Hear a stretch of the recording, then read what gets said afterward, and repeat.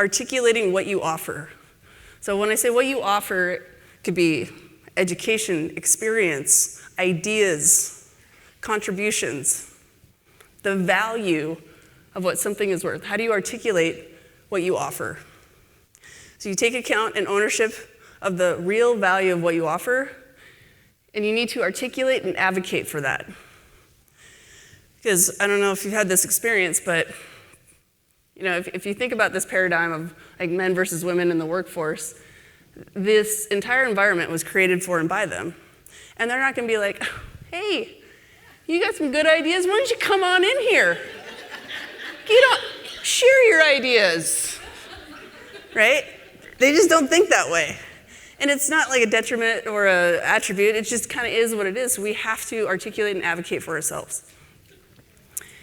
So this is a fun statistic, maybe some of you have heard this, but women don't apply for jobs unless they're 100% qualified, where men will do it at 60%. They're like, I got, 6 out of the 10 things. I'll go for it. Thinking about, functioning in the system, I want you to just imagine if these roles were reversed. And any job that you applied for, it's surrounded by women. Like, a lot of personalities, of course, but going into any job being like, yeah, I got my sisters with me. We're going to communicate on this secret language. Do you think that we would actually apply for more jobs? Do you think we wouldn't have this worthiness conversation in our head as often as we maybe do? The answer is yes. So, the big lie, your net worth does not reflect your self-worth.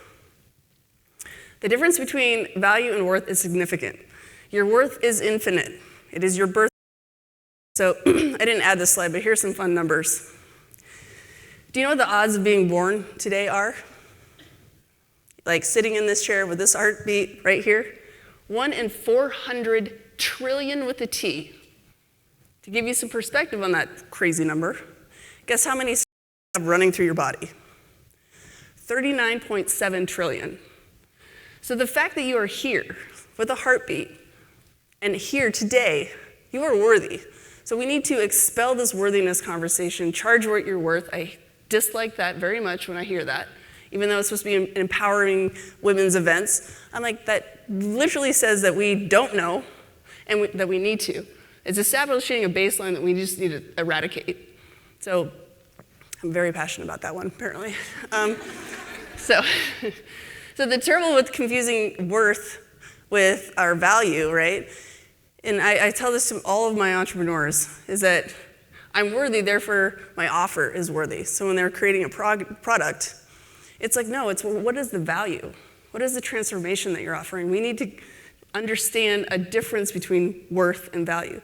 Because, keeping in line with everybody's worthy, right? It's their infinite birthright, that we would have, we couldn't charge for anything because it would be unlimited, right? If we were to compensate for worthiness, we all would be making an infinite amount of money. We compensate based on value. So when we get new jobs, we apply for jobs, we do our own thing, we charge for products. It's the value that you offer. In transactions, we are not paid on our worth, we are paid for the value that we can articulate and prove, period. So even when it comes to our own value proposition going into a job, as a leader in a field or as an entrepreneur, we have to be super clear on the value that we articulate. What do we offer? So your level of success and how you're paid is based on your ability to understand, claim, articulate, and advocate clearly the value of what you offer in the marketplace and environment.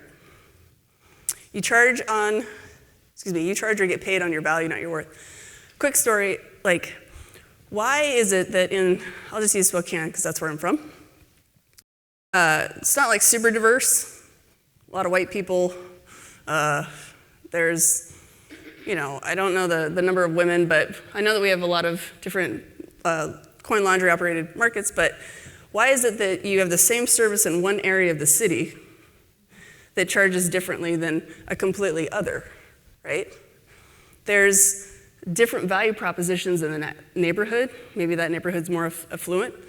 And this is where innovation can become key as owners and operators is like paying attention to your environment, charging differently and providing different services. You can increase the value, right, of what you offer.